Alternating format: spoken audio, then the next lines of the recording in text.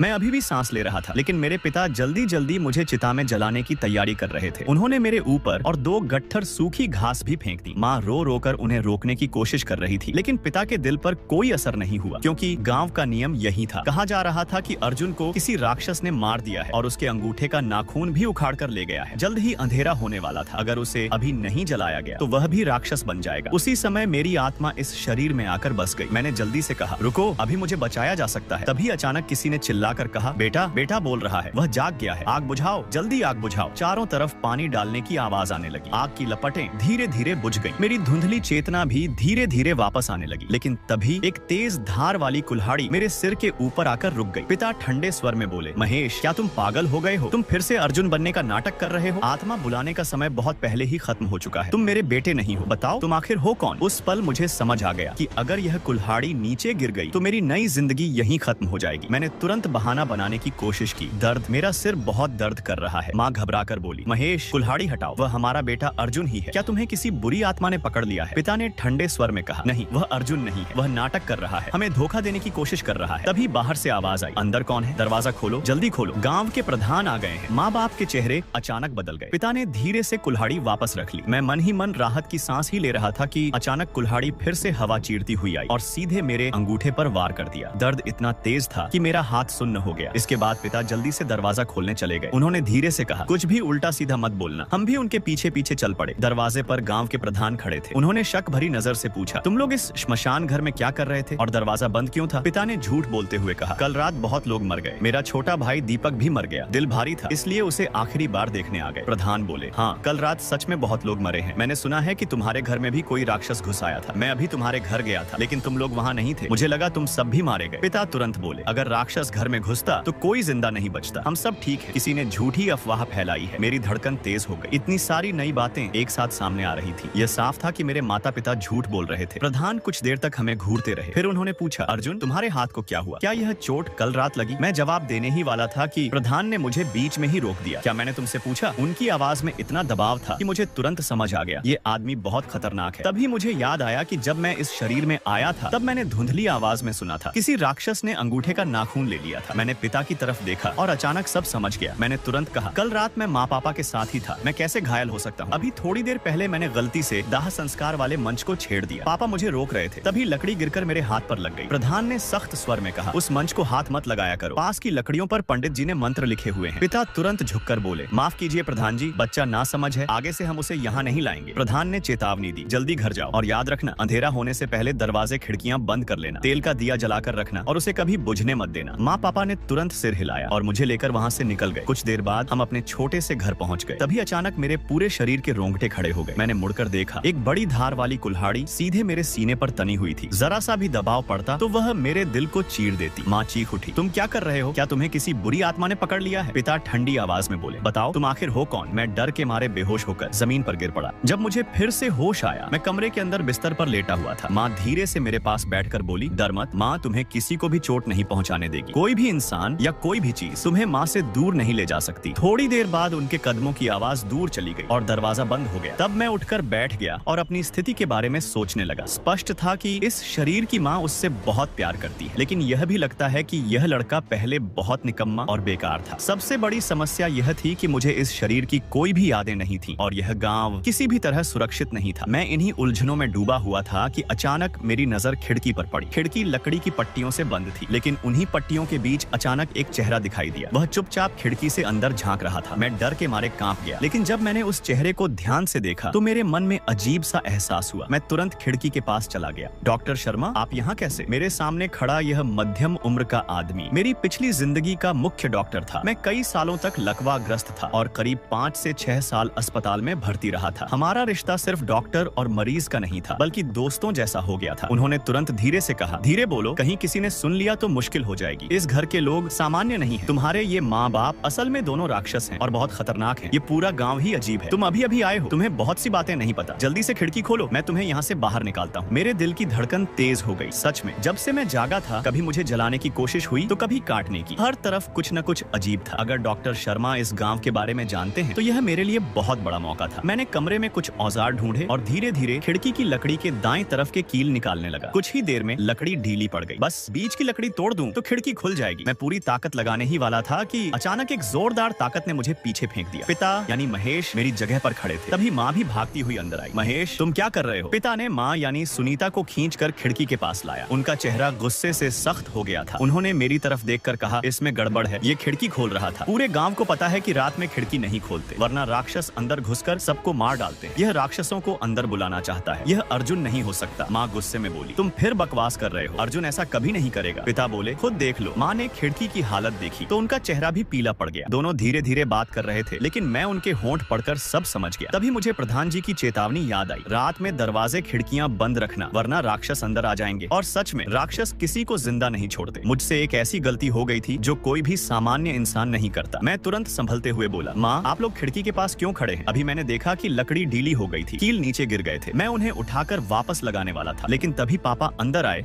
और मुझे धक्का दे दिया। बहुत दर्द हो रहा है। माँ पिता दोनों का चेहरा थोड़ा शांत हो गया। माँ ने चिंता से पूछा, कहीं चोट तो नहीं लगी? मैं बोला, नहीं मैं ठीक हूँ, बस हल्का सा। पिता तुरंत खिड़की को फिर से ठोककर बंद करने लगे। माँ ने गुस्से में कहा, तुम हर बात में शक करते हो। अब देखो बेटे को भी चोट लग गई। पिता ने पलटकर मुझे घूरा। मैं तुरंत बोला, माँ आप पापा को मत डांटो, मैं सच में ठीक हूँ। शायद पापा को डर था कि खिड़की टूट जाएगी। अब सब ठीक है, मुझे भी राहत है। माँ की आंखें भर आईं। वह पिता को लेकर कमरे से बाहर चली गई। दरवाजे के पास पहुंचकर पिता रुक गए और बोले, राक्षस तुम्हारे अंगूठे का नाखून ले गया था। नियम के अनुसार तुम्हें भी राक्षस बन जाना चाहिए था, लेकिन तुम बच गए। इस वजह से लोग तुम पर और ज्यादा शक करेंगे। बहुत सावधान रहना। रात के समय दरवाजे और खिड़की के बाहर कोई इंसान नहीं होता, सिर्फ राक्षस होते हैं। कभी धोखा मत खाना। माँ ने कहा, बस करो, कल रात की बातें बार बार मत दोहराओ। अगर किसी ने सुन लिया तो मुसीबत होगी। हमने दिया जला दिया है, कुछ नहीं होगा। सब कुछ शांत हो गया। तभी अचानक एक ठंडी हवा मेरे चेहरे से टकराई। मैंने तुरंत खिड़की की तरफ देखा। वहाँ एक छोटी सी दरार खुली हुई थी। मैं तुरंत भाग कर गया और खिड़की को कसकर बंद कर दिया। मैं सोचने लगा, अगर खिड़की खुली रह जाए तो राक्षस अंदर आ जाते हैं, लेकिन अभी तो दरार थी, फिर भी कोई अंदर क्यों नहीं आया? क्या इसका मतलब अभी खिड़की के बाहर जो था